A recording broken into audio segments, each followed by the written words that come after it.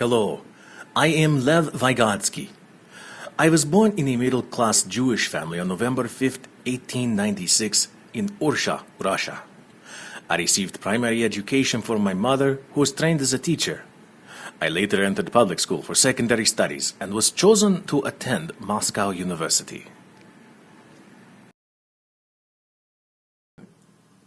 I was one of a limited number of Jewish students who were offered admission due to a quota system that was in place. I studied medicine and law. I was not allowed to study philosophy, which was my primary interest due to my Jewish lineage. So, I pursued my own studies in philosophy while completing my programs at the university. Following university, I married Rosa Smerkova in 1924, and we had 2 daughters.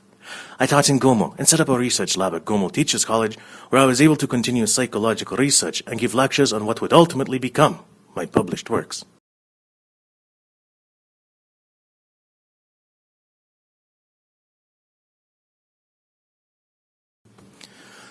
I presented at the Second All-Russian Psychoneurological Congress in Leningrad in 1924.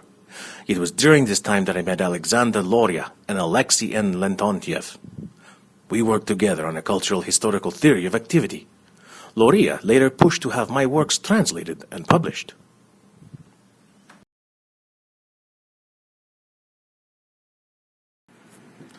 In 1924, I accepted a position at the Psychological Institute of Moscow, working with Loria and Leontiev.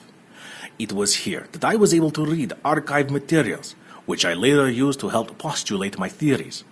Now that I had unlimited access to such materials, I found myself influenced by the works of Jean Piaget, Sigmund Freud, Maria Montessori, and others that I otherwise would not have connected with.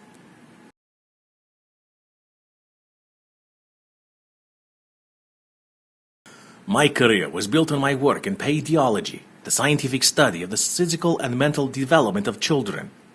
In the 1920s, paidiology was becoming a separate discipline within psychology. It touched to the peak in the late 1920s and early 1930s. It was during this time that I found myself at the height of my influence.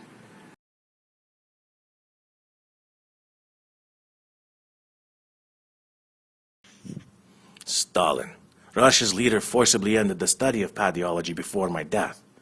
By 1936, my name and work was banned in the Soviet Union.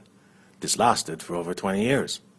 In addition, psychoeducational assessment was not allowed, and psychology in school was completely banned until the 1980s.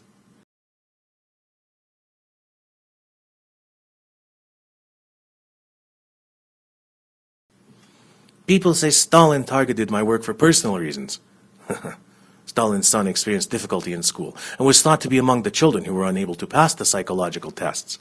There was also concern about whether or not the tests were reliable and valid.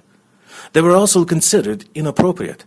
There was a fear in communist Russia of over-identifying students, like Stalin's son, as handicapped. Such fear is still prevalent within society today.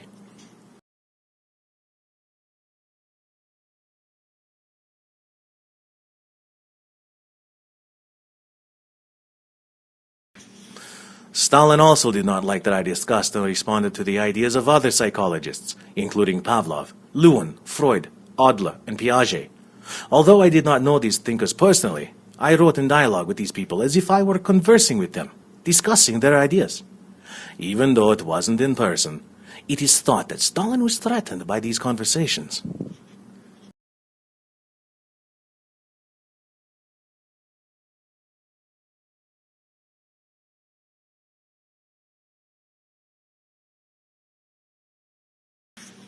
Ultimately, it would be my influence on Piaget that would bring his name and work to the Western world. Imagine being Piaget, reading a dialogue meant for you, commenting on your work, written by someone you did not even know existed until many years after their death. Imagine the conversations that could have taken place. Sadly, I met an untimely death in 1934 of tuberculosis. I never realized the full impact my work would have on curriculum, pedagogy, and schools today.